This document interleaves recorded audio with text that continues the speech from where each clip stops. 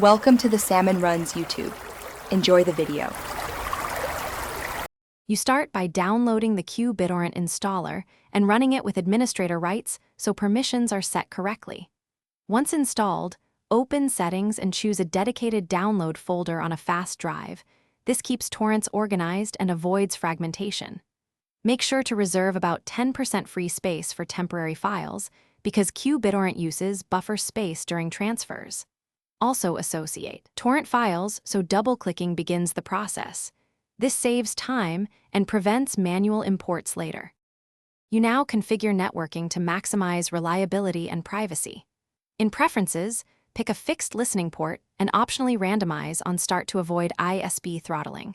Then set reasonable upload and download limits so your network remains responsive. Make sure to enable UPnP or NATPMP for automatic router mapping or manually forward the chosen port. This improves peer connectivity. Once done, test the port status in Qbittorrent. A green icon indicates you add torrents or paste magnet links, then inspect file selection and set priorities. This saves bandwidth and accelerates important files. Use trackers to improve peer discovery and tweak peers per torrent when connecting to many swarms. Monitor the transfer tab to see seeds, peers, and ETA. If downloads stall, check Windows firewall rules, verify port forwarding or UPnP on your router, and confirm disk space and permissions. Fixing those three usually restores connectivity quickly.